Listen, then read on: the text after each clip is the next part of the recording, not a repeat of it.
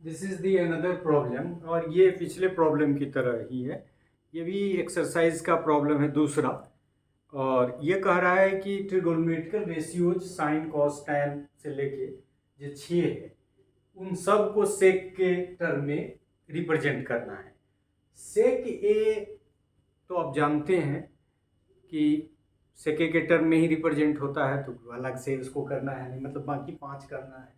तो सबसे आसान हमको क्या है, cos A is equal to 1/सेक ए।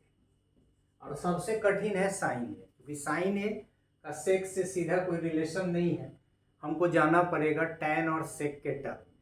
खैर उस पर बाद में आएंगे, ये सब थोड़ा लगाना पड़ेगा ये, इसीलिए ये कोई प्रॉब्लम देखने में बड़ा आसान लगता है। लेकिन अच्छा, अब हम क्या करेंगे, हमारे पास एक आइडेंटिटी है सेक स्क्वायर ए, चूंकि एंगल ए के लिए है तो थीटा नहीं ए लिखेंगे, और टैन स्क्वायर ए या 1+tan² A is equal to, हम बता ही थे कि सबको कई तरह से लिख सकते हैं।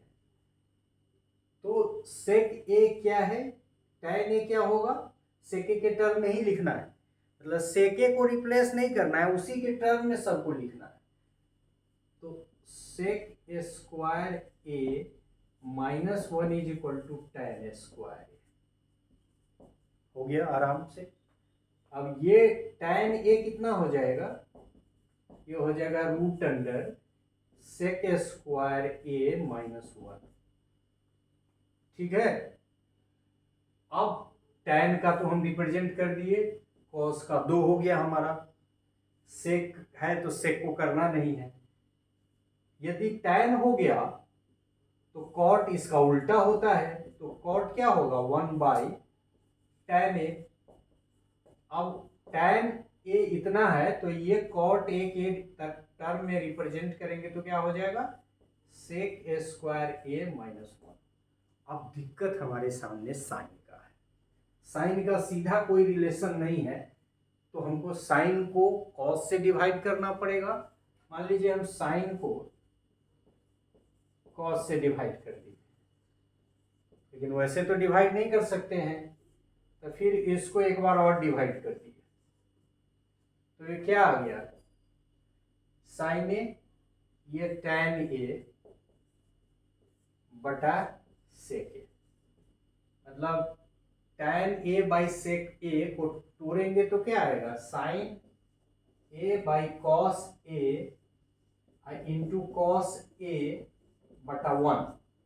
ये कट गया तो साइन ए, मतलब साइन ए को हम लोग इतना लिख सकते हैं, और तब दोनों वैल्यू भर दें। तो अब टैन ए कितना है आपका, रूट अंडर, साइन को कर रहे हैं तो साइन ए को हमने टैन ए और सेक ए के टर्म में रिप्रेजेंट किया, और ये एक्सप्लेन किया कि क्यों किया, कैसे किया।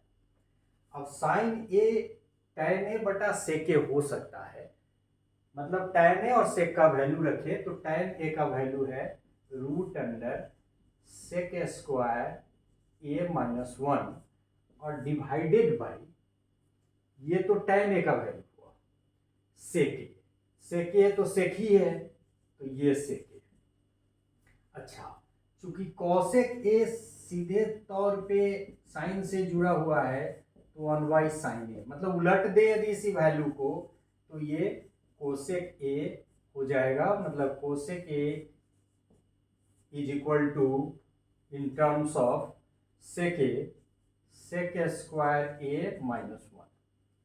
अब हम मिलाएं, पहला, चूंकि हम साइन से ही शुरू करते हैं, तो पहला साइन, दूसरा कॉस हो गया, तीसरा टैन, कहाँ गया ये तीसरा टैन, चौथा कॉट, पांचवा सेक, हमको नहीं करना है, छठा कोसेक, पांचवा छोड़ दे, क्योंकि sec is equal to sec, यदि लिखना है तो लिख देंगे sec is equal to sec. So in this way सिर्फ हमको ये ट्रिगोनोमेट्रिकल, और शुरू में ये बड़ा क्लू है आपको, कहा ना कि 3 मेजर ट्रिगोनोमेट्रिकल आइडेंटिटी हमारे पास है, sine square theta plus cos square theta, 1+tan² theta is equal to sec square theta, 1+ cot square theta is equal to cosec square theta. तो इसमें हम लोगों ने इसका इस्तेमाल किया है, यही ना, 1+tan² theta is equal to sec square theta. हम इसको कई तरह से लिख सकते हैं इधर उधर करके. So in this way we could also crack this problem as well. So thank you.